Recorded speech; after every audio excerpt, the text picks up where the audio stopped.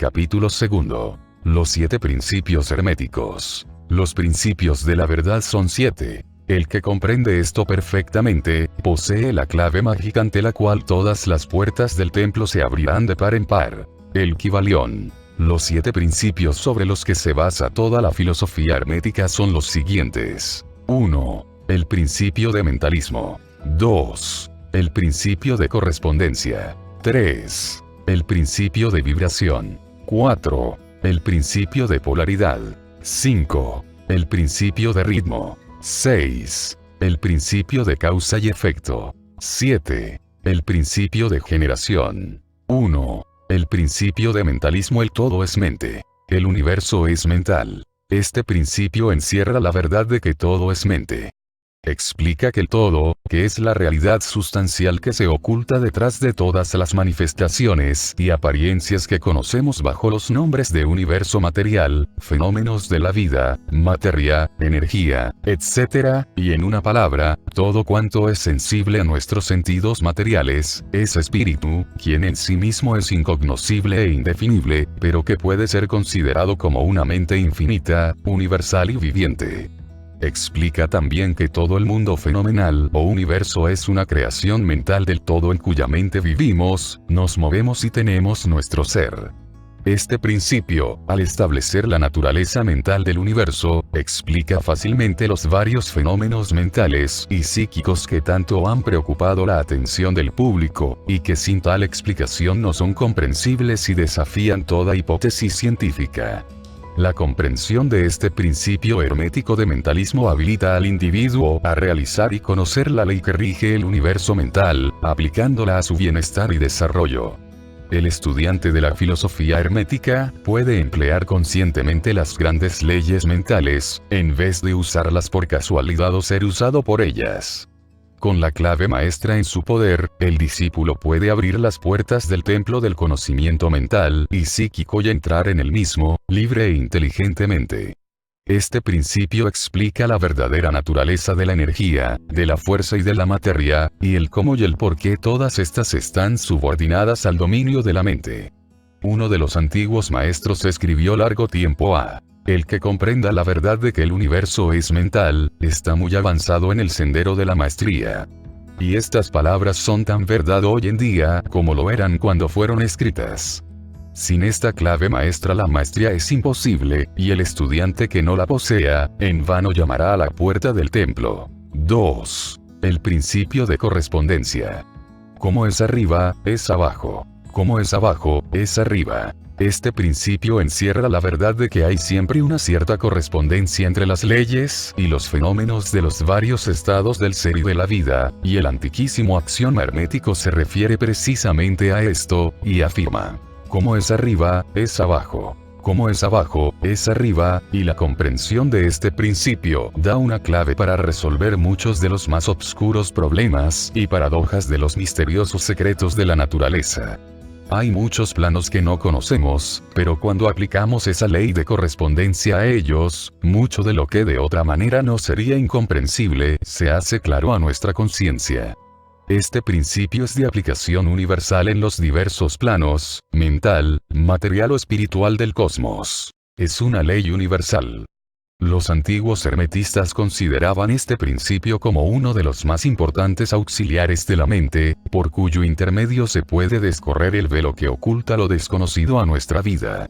Su aplicación puede desgarrar un tanto el velo de Isis, de tal manera que nos permita ver, aunque más no sea, algunos de los rasgos de la diosa.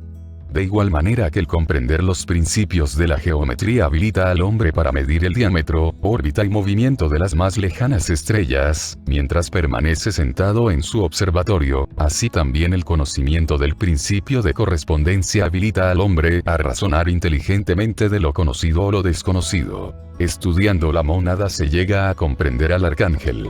3. El principio de vibración. Nada está inmóvil. Todo se mueve. Todo vibra. Este principio encierra la verdad de que todo está en movimiento, de que nada permanece inmóvil, cosas ambas que confirma por su parte la ciencia moderna, y cada nuevo descubrimiento lo verifica y comprueba. Y, a pesar de todo, este principio hermético fue enunciado cientos de años por los maestros del antiguo Egipto. Este principio explica las diferencias entre las diversas manifestaciones de la materia, de la fuerza, de la mente y aún del mismo espíritu, las que no son sino el resultado de los varios estados vibratorios. Desde el todo, que es puro espíritu, hasta la más grosera forma de materia, todo está en vibración. Cuanto más alta es esta, tanto más elevada es su posición en la escala. La vibración del espíritu es de una intensidad infinita. Tanto, que prácticamente puede considerarse como si estuviera en reposo, de igual manera que una rueda que gira rapidísimamente parece que está sin movimiento. Y en el otro extremo de la escala hay formas de materia densísima, cuya vibración es tan débil que parece también estar en reposo. Entre ambos polos hay millones de grados de intensidad vibratoria. Desde el corpúsculo y el electrón, desde el átomo y la molécula hasta el astro y los universos, todo está en vibración. Y esto es igualmente cierto en lo que respecta a los estados o planos de la energía o fuerza, la que no es más que un determinado estado vibratorio, y a los planos mentales y espirituales. Una perfecta comprensión de este principio habilita al estudiante hermético a controlar sus propias vibraciones mentales, así como las de los demás. Los maestros también emplean este principio para conquistar los fenómenos naturales. El que comprenda el principio vibratorio ha alcanzado el cetro del poder, ha dicho uno de los más antiguos escritores. 4. El principio de polaridad. Todo es doble, todo tiene dos polos. Todo, su par de opuestos. Los semejantes y los antagónicos son lo mismo. Los opuestos son idénticos en naturaleza, pero diferentes en grado. Los extremos se tocan. Todas las verdades son medias verdades, todas las paradojas pueden reconciliarse. Este principio encierra la verdad de que todo es dual. Todo tiene dos polos. Todo su par de opuestos, afirmaciones que son de otros tantos axiomas herméticos. Explica y dilucida las antiguas paradojas que han dejado perplejos a tantísimos investigadores, y que literalmente decían: la tesis y la antítesis son idénticas en naturaleza, difiriendo solo en grado. Los opuestos son idénticos en realidad, diferenciándose en su gradación. Los pares de opuestos pueden conciliarse, los extremos se tocan. Todo es y no es al mismo tiempo, toda verdad no es sino media verdad. Toda verdad es medio falsa, etc. Este principio explica que en cada cosa hay dos polos, dos aspectos, y que los opuestos no son, en realidad, sino los dos extremos de la misma cosa, consistiendo la diferencia, simplemente, en diversos grados entre ambos. El calor y el frío, aunque opuestos, son realmente la misma cosa, consistiendo la diferencia, simplemente, en diversos grados de aquella. Mirad un termómetro y tratad de averiguar dónde empieza el calor y dónde termina el frío. No hay nada que sea calor absoluto en realidad, indicando simplemente ambos términos, frío y calor, diversos grados de la misma cosa, y que ésta se manifiesta en esos opuestos no es más que los polos de eso que se llama calor, o sea la manifestación del principio de polaridad que nos ocupa. El mismo principio se manifiesta en la luz y la oscuridad, las que, en resumen, no son sino la misma cosa, siendo ocasionada la diferencia por la diversidad de grado entre los dos polos del fenómeno. ¿Dónde termina la oscuridad y dónde empieza la luz? ¿Cuál es la diferencia entre grande y pequeño? ¿Cuál entre duro y blando? ¿Cuál entre blanco y negro? ¿Cuál entre alto y bajo? ¿Cuál entre positivo y negativo? El principio de polaridad explica esta paradoja. El mismo principio opera de idéntica manera en el plano mental. Tomemos, por ejemplo, el amor y el odio, dos estados mentales completamente distintos aparentemente, y notaremos que hay muchos grados entre ambos. Tantos, que las palabras que nosotros usamos para designarlos, agradable y desagradable, se esfuman una en la otra, hasta tal punto que muchas veces somos incapaces de afirmar si una cosa nos causa placer o disgusto. Todas no son más que gradaciones de una misma cosa, como lo comprenderéis claramente por poco que meditéis sobre ello. Y aún más que esto, es posible cambiar o transmutar las vibraciones de odio por vibraciones de amor, en la propia mente y en la mente de los demás, lo que es considerado como lo más importante por los hermetistas. Muchos de los que leéis estas páginas habréis tenido experiencias en vosotros mismos y en los demás de la rápida e involuntaria transición del amor en odio y recíprocamente. Y ahora comprenderéis la posibilidad de efectuar esto por medio del poder de la voluntad, de acuerdo con las fórmulas herméticas. El bien y el mal no son sino los polos de una misma y sola cosa, y el hermetista comprende y conoce perfectamente el arte de transmutar el mal en el bien aplicando inteligentemente el principio de polaridad. En una palabra, el arte de polarizar se convierte en una fase de la alquimia mental, conocida y practicada por los antiguos y modernos maestros herméticos. La perfecta comprensión de este principio capacita para cambiar la propia polaridad, así como la de los demás, si uno se toma el tiempo y estudia lo necesario para dominar este arte. 5. El principio de ritmo. Todo fluye y refluye. Todo tiene sus periodos de avance y retroceso, todo asciende y desciende. Todo se mueve como un péndulo. La medida de su movimiento hacia la derecha, es la misma que la de su movimiento hacia la izquierda.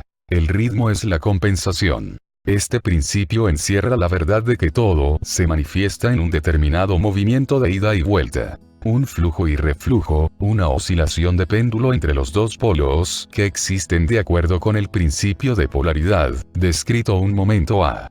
Hay siempre una acción y una reacción, un avance y un retroceso, una ascensión y un descenso. Y esta ley rige para todo. Soles, mundos, animales, mente, energía, materia. Esta ley lo mismo se manifiesta en la creación como en la destrucción de los mundos, en el progreso como en la decadencia de las naciones, en la vida, en las cosas todas, y, finalmente, en los estados mentales del hombre, y es con frecuencia a esto último que creen los hermetistas que este principio es el más importante. Los hermetistas han descubierto este principio, encontrándolo de aplicación universal, y han asimismo descubierto ciertos métodos para escapar a sus efectos, mediante el empleo de las fórmulas y métodos apropiados. Emplean para ello la ley mental de neutralización. No pueden anular el principio o impedir que opere, pero han aprendido a eludir sus efectos hasta un cierto grado que depende del dominio que se tenga de dicho principio. Saben cómo usarlo, en vez de ser usados por él. En este y en otros parecidos métodos consiste la ciencia hermética. El maestro se polariza a sí mismo en el punto donde desea quedarse, y entonces neutraliza la oscilación rítmica pendular que tendería a arrastrarlo hacia el otro polo. Todos los que han adquirido cierto grado de dominio sobre sí mismos ejecutan esto hasta cierto punto, consciente o inconscientemente, pero el maestro lo efectúa conscientemente, y por el solo poder de su voluntad alcanza un grado tal de estabilidad y firmeza mental casi imposible de concebir por esa inmensa muchedumbre que va y viene en un continuado movimiento ondulatorio, impulsada por ese principio de ritmo. Este, así como el de la polaridad, ha sido cuidadosamente estudiado por los hermetistas, y los métodos de contrabalancearlos, neutralizarlos y emplearlos, forman una de las partes más importantes de la alquimia mental hermética. 6. El principio de causa y efecto. Toda causa tiene su efecto. Todo efecto tiene su causa. Todo sucede de acuerdo a la ley. La suerte no es más que el nombre que se le da a la ley no reconocida. Hay muchos planos de casualidad, pero nada escapa a la ley. Este principio encierra la verdad de que todo efecto tiene su causa, y toda causa su efecto. Afirma que nada ocurre casualmente y que todo ocurre conforme a la ley. La suerte es una palabra vana, y si bien existen muchos planos de causas y efectos, dominando los superiores a los inferiores, aún así ninguno escapa totalmente a la ley. Los hermetistas conocen los medios y los métodos por los cuales se puede ascender más allá del plano ordinario de causas y efectos, hasta cierto grado, y alcanzando mentalmente el plano superior, se convierten en causas en vez de efectos. Las muchedumbres se dejan llevar, arrastradas por el medio ambiente que las envuelve o por los deseos y voluntades de los demás, si estos son superiores a las de ellas. La herencia, las sugestiones y otras múltiples causas externas las empujan como autómatas en el gran escenario de la vida. Pero los maestros, habiendo alcanzado el plano superior, dominan sus modalidades, sus caracteres, sus cualidades y poderes, así como el medio ambiente que los rodea, convirtiéndose de esta manera en dirigentes, en vez de ser los dirigidos. Ayudan a las masas y a los individuos a divertirse en el juego de la vida, en vez de ser ellos los jugadores o los autómatas movidos por ajenas voluntades. Utilizan el principio, en vez de ser sus instrumentos. Los maestros obedecen a la causalidad de los planos superiores en que se encuentran, pero prestan su colaboración para regular y regir en su propio plano. En lo dicho está condensado un valiosísimo conocimiento hermético. Que el que sea capaz de leer entre líneas lo descubra, es nuestro deseo. 7. El principio de generación. La generación existe por doquier. Todo tiene su principio masculino y femenino. La generación se manifiesta en todos los planos. Este principio encierra la verdad de que la generación se manifiesta en todo, estando siempre en acción los principios masculino y femenino. Esto es verdad, no solamente en el plano físico, sino también en el mental y en el espiritual. En el mundo físico este principio se manifiesta como sexo, y en los planos superiores toma formas más elevadas, pero el principio subsiste siempre el mismo. Ninguna creación física, mental o espiritual, es posible sin este principio. La comprensión del mismo ilumina muchos de los problemas que tanto han confundido la mente de los hombres. Este principio creador obra siempre en el sentido de generar, regenerar y crear. Cada ser contiene en sí mismo los dos elementos de este principio. Si deseáis conocer la filosofía de la creación, la generación y regeneración mental y espiritual, debéis estudiar este principio hermético, pues él contiene la solución de muchos de los misterios de la vida. Os advertimos que este principio nada tiene que ver con las perniciosas y degradantes teorías, enseñanzas y prácticas, que se anuncian con llamativos títulos, las que no son más que una prostitución del gran principio natural de generación. Tales teorías y prácticas no son más que la resurrección de las antiguas doctrinas fálicas, que solo pueden producir la ruina de la mente, del alma y del cuerpo, y la filosofía hermética siempre ha alcanzado su verbo de protesta contra esas licencias y perversiones de los principios naturales. Si lo que deseáis son tales enseñanzas, debéis irlas a buscar a otra parte. El hermetismo nada contiene sobre ellas.